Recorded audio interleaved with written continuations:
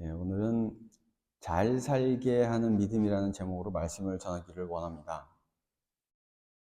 제가 주초에 이번 주 설교 제목을 보면서 작년에 무슨 생각으로 이렇게 난해한 설교 제목을 잡았고 본문을 설정했는지 작년에 이제 작성해 놓은 이제 설교 준비 메모를 이제 찾아보았습니다. 근데 이제 다른 설교들은 막 여러 줄 적혀 있는데 오늘 설교는 이 시대를 사는 성도에게 요구되는 믿음이라고만 달랑 한 줄, 도움이 전혀 되지 않게 적혀 있더라고요. 그래서 주중에 일하면서 이제 말씀과 설교에 대한 생각을 많이 하게 되었고 주님께 지혜를 많이 구했습니다. 네. 그렇게 이제 오늘 말씀을 생각하면서 일단 문제는 잘 사는 것에 대한 정의를 먼저 잘 내려서 우리의 믿음이 우리가 잘 살아가는 것에 어떤 역할을 하는지 살피는 것이 좋겠다는 생각이 들었습니다. 지금은 하늘나라에 계신 제 어머니와 이제 장모님께서 만약 살아계셔서 저를 보신다면 잘 살고 있다고 말씀하실까라는 생각을 해보았습니다. 어쩌면 두 분의 기준이 달라서 서로 다른 의견과 말씀이 있으시겠지만 기도할 테니 힘내라 라는 말씀을 저에게 하시지 않을까라는 생각도 들었습니다. 잘 살고 싶은 마음은 우리 모두가 동일하게 가지고 싶은 것입니다.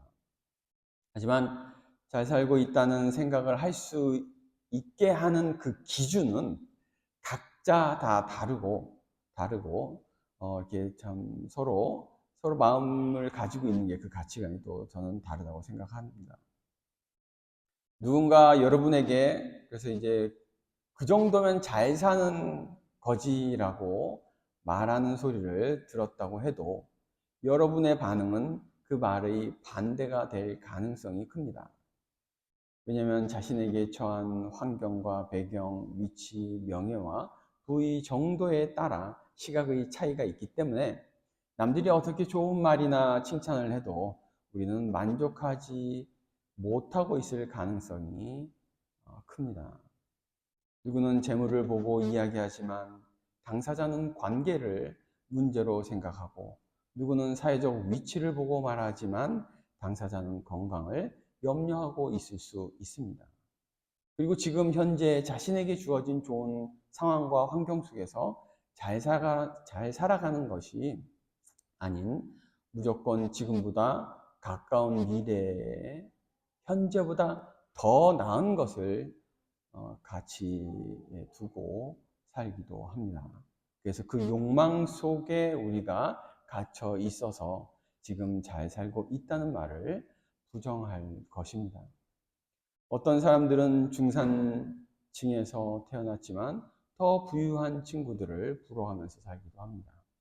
그러면서 자신들보다 연봉이 적고 가진 것이 적은 사람들을 보면서 못 산다는 단어를 서슴없이 우리는 사용합니다. 결국 항상 보면 가진 돈과 재산 그리고 수입을 가지고 기준 삼아 이야기할 때가 많이 있습니다. 그런데 성경은 우리에게 잘 사는 것에 대해 완전히 다른 기준을 제시합니다. 세상이 말하는 잘 사는 것은 더 많이 가지고 더 높은 곳에 오르고 더 많은 인정을 받는 것이라면 하나님이 말씀하시는 잘 사는 것은 하나님과의 올바른 관계 안에서 참된 평안과 만족을 누리는 것입니다. 오늘 본문에는 맹인 바디메오가 나옵니다. 그가 언제부터 눈이 멀었는지 알 수 없지만 거리에서 구걸을 하면서 살아왔습니다. 당시 장애인들을 위한 복지가 없어서 그들은 너무나 비참하게 살고 있었습니다. 세상의 기준으로 보면 바디메오는 못 사는 사람의 대표였습니다. 하지만 그는 다른 사람의 말을 들을 수 있었고 당시 예수님에 대한 이야기를 듣고 주님을 알고 있었습니다. 그리고 자신의 어려운 삶에서 구원해 줄 수 있는 다윗의 자손이라는 믿음을 그는 가지고 있었습니다. 그리고 자신을 불쌍히 여겨 달라고 부르짖는 바디메오에게 예수님은 내게 무엇을 하여 주기를 원하느냐고 물었을 때 그는 보기를 원한다고 대답합니다.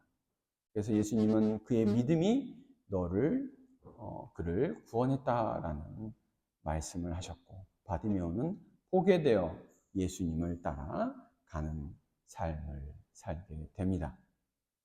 믿음으로 눈을 뜬 바디메오가 그 이후 어떻게 살았는지 성경은 자세히 기록하지 않습니다. 하지만 분명한 것은 그가 예수님을 만나기 전과 후의 삶이 완전히 달라졌다는 것입니다. 육신의 눈을 뜬 것보다 더 중요한 것은 영적인 눈을 떠서 참된 구원자를 따르며 살았다는 것입니다. 세상의 기준으로는 여전히 가난한 사람일 수 있지만 이제 그는 진정으로 잘 사는 사람이 되었습니다. 오늘 우리는 바디메오의 믿음을 통해 무엇이 우리를 정말 잘 살게 하는지, 어떤 믿음이 우리에게 참된 만족과 평안을 가져다 주는지 함께 살펴보고자 합니다. 그리고 이 시대를 살아가는 성도로서 우리에게 요구되는 믿음이 무엇인지 하나님의 말씀을 통해 배우는 시간이 되기를 소망합니다. 첫 번째로는 우리가 생각해 볼 것은 믿음은 나를 예수께로 이끈다입니다. 바디메오가 길가에 앉을 때 나사렛 예수시란 말을 듣고 소리를 질렀다고 말씀에 나와 있습니다. 성경에서 보면 나사렛 예수라는 말에 대한 반응은 사람마다 완전히 달랐습니다. 요한복음에 의하면 예수님께서 먼저 빌립을 만나서 나를 따르라고 하셨는데 빌립은 나다나엘을 찾아갑니다.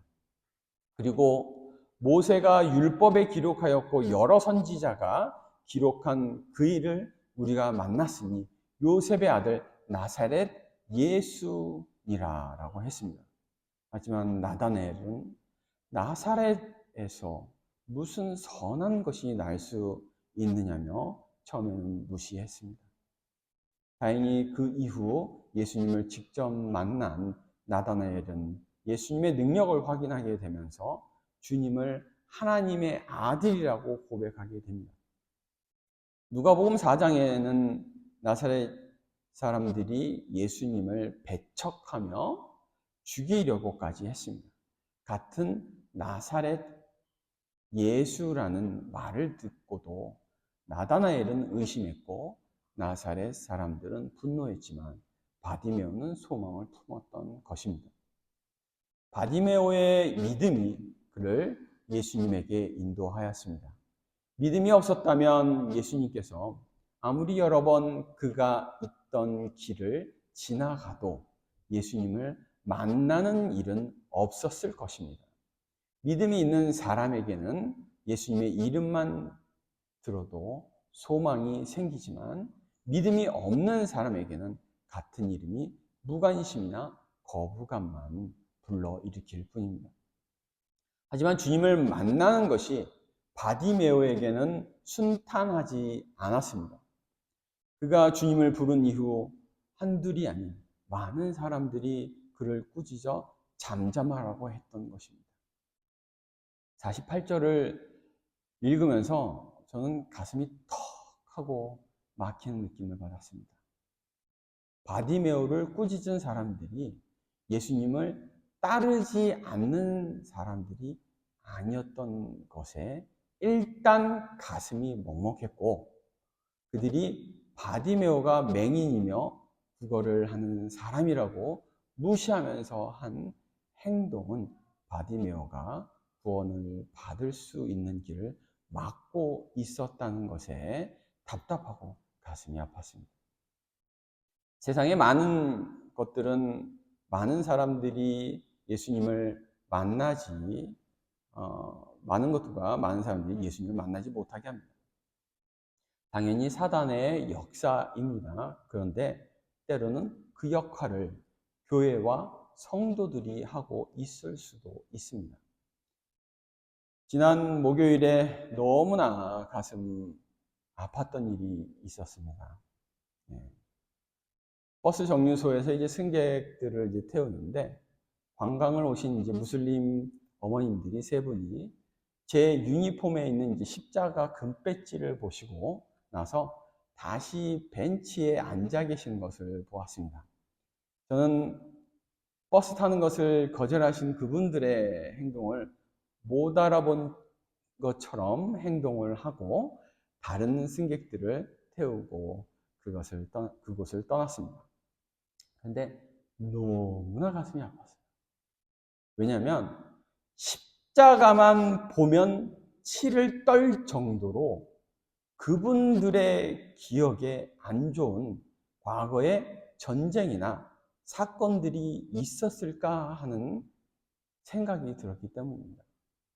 과거 역사들이 기억이 막 나면서 믿는 사람들과 나라로 인해 그들에게 비극적인 역사가 만들어져서 예수님의 십자가와 복음이 그들에게 전해지지 못하는 벽이 생긴 것 같아서 가슴이 아팠습니다.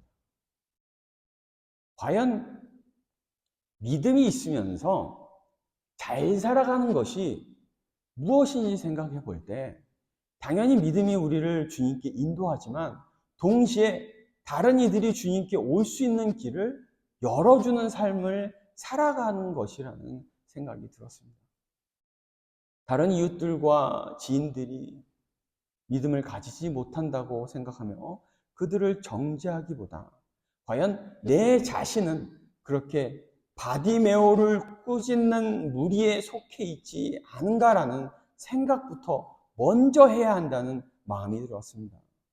그렇게 꾸짖는 행동을 하지 않았더라도 우리의 행동과 언어로 그들의 길을 막고 있을 수도 있습니다. 그래서 저는 바디메오가 너무나 귀한 분이라고 생각합니다. 그 많은 사람들의 방해 속에서, 그 많은 사람들의 무시 속에서도 주님을 만나야겠다는 믿음을 가지고 자신 앞에 보이지 않는 그 많은 장애물을 뚫었다는 것입니다.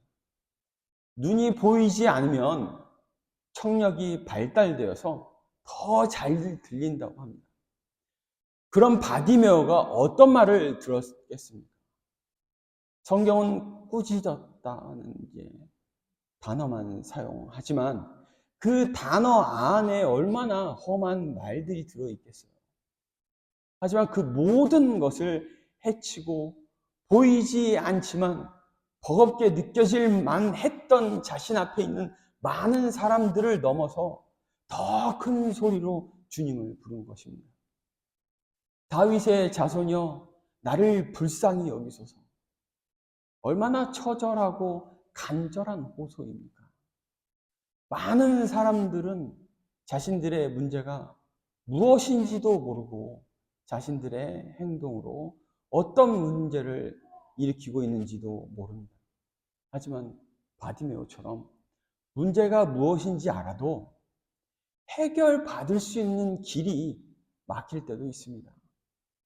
그런데 바디메오는 포기하지 않고 간절히 호소했습니다. 우리도 아무리 앞이 보이지 않고 아무리 길이 막혔다고 느낄지라도 바디메오처럼 포기하지 않고 부르짖는다면 우리를 찾아주시고 은혜 주실 주님을 바디메오처럼 만날 수 있습니다. 이것이 우리를 예수님께로 이끄는 참된 믿음의 모습입니다. 그러면서 오늘 말씀에서 두 번째로 볼 것은요, 믿음은 나의 필요를 고백하게 한다는 것입니다. 51절 한번 다 같이 읽어볼까요? 없어요? 말씀이? 네. 다 같이 읽어보겠습니다. 시작. 예수께서 말씀하여 이르시되 내게 무엇을 하여 주기를 원하느냐? 맹인이 이르되 선생이여 보기를 원하나이다. 네. 당시 길에서 구걸을 하는 헐벗고 굶주린 맹인에게 필요한 것이 무엇일까요? 바디메오는 앞으로 물질 걱정 없이 살면서 이렇게 길에서 구걸을 하지 않게 해달라고 요구하지 않았습니다. 오병이어를 일으킨 주님에게 더 이상 굶주리지 않게 해달라고 할 수도 있었습니다.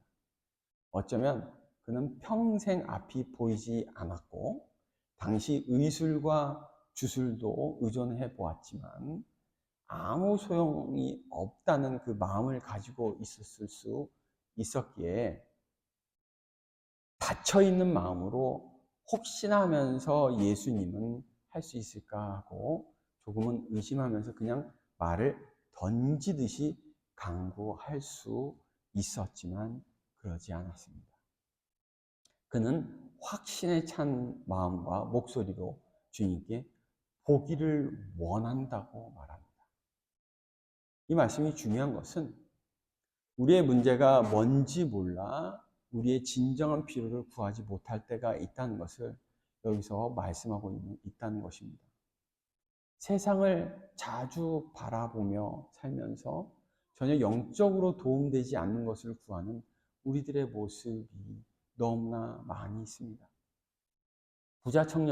성경에 있는 부자 청년을 생각해 보십시오. 그는 예수님을 찾아와 영생을 얻으려면 무엇을 해야 하냐고 물어봅니다. 재물을 다 팔아야 한다는 말씀은 다 팔아야 한다고 했는데 그 말씀은 예수님을 전부로 보고 살아야 한다는 말씀입니다. 그에게 필요한 것은 예수님이었습니다. 하지만 그는 자신이 정말 무엇이 필요한지 몰랐습니다. 어쩌면 예수님의 말씀 후에 그는 무엇이 필요한지 알았지만 결국 그는 예수님 대신 물질을 선택했던 것입니다. 요즘 우리가 살고 있는 현실을 보면 어떻습니까? 물가 인상은 모든 사람들에게 고통을 주고 있습니다. 많은 사람들은 지출에 신경을 많이 쓰고 있고 연봉을 조금 더 받을 수 있는 곳을 찾아 나섭니다. 젊은이들은 미래를 불안해합니다. 어디를 봐도 좋은 소식을 들을 수 없습니다. 환경 문제, 경제 문제, 사회 문제들이 끊임없이 우리를 짓누르고 있습니다. 수입이 현재보다 더 발생하도록 모든 사람들과 회사, 나라에서 노력하고 있습니다. 하지만 정말 무엇이 필요한지 깨닫지 못하고 계속해서 세상은 돈을 선택하고 있습니다. 바디메오를 보면서 그의 믿음에 포함된 주님에 대한 강한 신뢰와 세상을 눈으로 보려는 그의 소망을 생각해 보았습니다. 우리가 보통 맹인이 보기를 소원한다고 하지만 그런 기적을 누가 일으킬 수 있다고 믿을까요? 평생 눈이 보이지 않더니가 지금 당장 길거리에서 벗어날 수 있는 물질적 도움을 달라고 하기는 쉬웠지만 눈을 뜨게 해달라고 하는 믿음을 가지기는 정말 쉽지 않은 것입니다. 여러분의 믿음은 무엇을 위해 기도하게 합니까? 정말 오늘 내가 필요한 것이 무엇인지 생각하게 하는 믿음 생활을 하시고 있나요?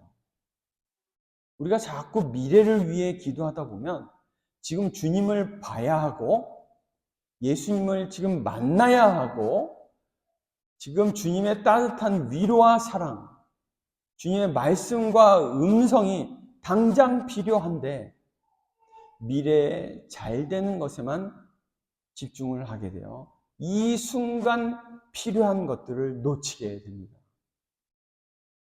자녀들이 앞으로 성공하고 5년 후에 집을 사고 10년 후에는 더 안정된 가정을 꾸리고 물질이 넉넉해져서 하나님의 일을 그 물질로 하면서 영광 돌리게 해달라고 기도할 뿐입니다.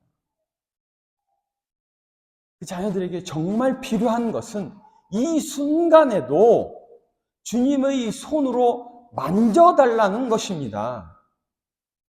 그리고 그것처럼 큰 기적은 이 세상에 없습니다.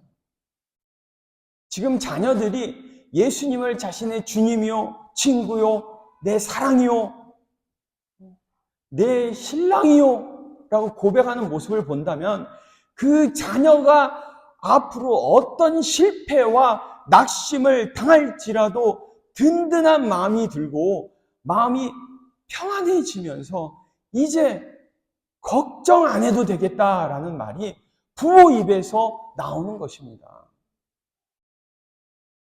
지금 이 시간 당장 필요한 것이 무엇입니까? 성도님들께서 이 순간에도 앉아서 지금 기도한다면 당장 필요한 것이 무엇입니까? 어쩌면 이 답답한 속이 뻥 뚫어지게 주님 손 한 번만 대달라고 할 것입니다. 지금 걱정과 염려가 막 가득한 마음과 이 생각이 싹 사라져서 주님께 온전히 예배드리고 싶은 이 심정으로 앉아있고 싶다고 그렇게 기도해야 할 필요가 있을 겁니다. 예배 전에 부부싸움을 했는데 그래도 예배는 드리러 왔다면 당장 필요한 것은 그 굳은 마음을 풀어주시는 것이라고 생각을 할 거예요. 바로 지금 이 순간 주님이 여러분의 마음을 만져주시면 해결될 것이 너무나 많이 있으실 겁니다. 지금 딱 만져주시면 막 해결될 게 얼마나 많아요. 막 용서할 게 많고. 예, 주님 그렇습니다. 그냥 갈게요 그러면. 막 막혀 있는데 막힌 게 진짜 막힌 게 아니라 내가 안 가는 거 아니에요?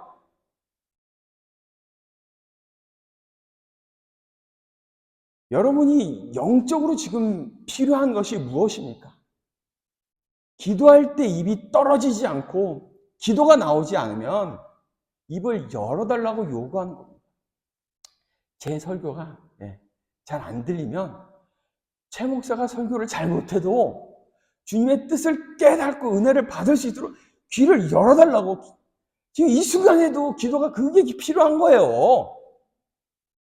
사업장에서나 직장에서 학교에서 가정에서 순간순간 기도할 때 당장 주님의 능력을 구할 때가 있습니다. 미래의 것이 아닌 지금 해결해야 하는 것을 위해 기도할 때 주님의 능력이 임하기를 소망하면서 주님의 응답을 경험하면서 살아야 하는 것입니다. 바디메오가 눈을 뜨고 볼 수 있을 때 살아계신 예수님을 보았습니다. 당연히 안 보고도 느낄 수도 있겠죠. 말씀의 의도는 그거예요. 눈을 뜨고 예수님을 봤어요. 우리는 바디메오처럼 늘 살아계신 주님을 볼 수 있는 영의 눈을 달라고 기도하요. 지금도 살아계신 하나님을 체험하면서 살아간다면 그것처럼 잘 사는 삶은 없을 것이라고 믿습니다. 그가 정말 필요한 것이 세상을 보는 것이었는데 예수님을 보게 되면서 주님을 따라가는 것입니다. 이것이 믿음이 우리로 하여금 진정한 필요를 고백하게 하는 이유입니다. 바디메오처럼 정확히 무엇이 필요한지 알고 그것을 주님께 확신을 가지고 구하는 믿음을 우리 모두가 소유하기를 바랍니다. 그러면서 마지막으로 볼 것은요. 믿음은 삶을 새롭게 한다는 것입니다. 지금이 아닌 나중에 예수님을 만나고 체험하면 되는 것이 아닙니까? 아닙니다. 지금 이 순간에 이루어져야, 지금 체험이 되어야 우리의 삶이 지금 이후로 더 새롭게 변화되는 것입니다. 말씀을 보면 예수께서 52절에 예수께서 이르시되 가라 내 믿음이 너를 구원하였느니라 하시니 그가 곧 보게 되어 예수를 길에서 따르느니라. 네. 바디메오가 예수님을 보게 되면서 주님을 따라가게 되었습니다. 그럼 주님을 따르면서 그가 어떻게 변화되어 가고 있었겠어요? 바디메오를 보면 우리가 잘 사는 삶은 단순히 나아지는 삶이 아니라 예수님을 따르는 삶이라는 것을 알 수 있습니다. 영의 눈이 열리면 믿음의 성장으로 인해 더욱 주님을 보며 살게 될 것을 오늘 말씀에서 분명히 볼 수 있습니다. 그런데 그것을 매 순간이 아닌 나중으로 미루는 삶을 나중으로 그렇게 미루는 삶을 살 수 없는 것입니다. 바디메오는 단순히 육신의 눈만 뜬 것이 아니었습니다. 그의 영적인 눈이 열려서 예수님이 누구신지 분명히 보게 되었고, 그 결과로 자연스럽게 주님을 따르는 삶을 살게 된 것입니다. 이것이 진정한 변화입니다. 문제가 해결되는 것에서 끝나는 것이 아니라 그 경험을 통해 주님과의 관계가 더욱 깊어지고 주님을 따라가는 삶으로 완전히 바뀌는 것입니다. 바디메오는 이제 구걸하는 자리에서 일어나 예수님을 따르는 제자의 자리로 옮겨가는 것입니다. 우리의 믿음도 마찬가지입니다. 단순히 문제 해결을 위한 믿음이 아니라 우리의 삶 전체를 새롭게 만드는 믿음이어야 합니다. 주님을 경험할 때마다 우리의 삶의 방향이 바뀌고 우리의 가치관이 바뀌고 우리가 추구하는 것이 바뀌어야 합니다. 어떻게 바뀌어야 하나요?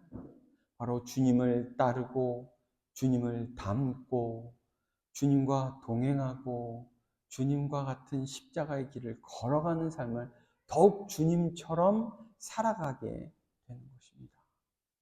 바디메오처럼 주님을 만난 후의 삶이 이전과 완전히 달라져야 합니다. 영의 눈이 열려 주님을 보게 되면 자연스럽게 주님을 따라가는 삶을 살게 됩니다. 이것이 믿음이 우리 삶을 새롭게 변하는 방식입니다. 사랑하는 은혜교회 성도 여러분, 오늘 우리는 바디메오의 믿음을 통해 잘 살게 하는 믿음이 무엇인지 배웠습니다.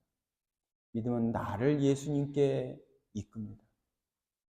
같은 나사렛 예수라는 말을 들어도 사람마다 반응이 다릅니다. 바디메오는 그 이름에서 소망을 찾았고 수많은 방해와 무시 속에서도 포기하지 않고 주님을 부르짖었습니다.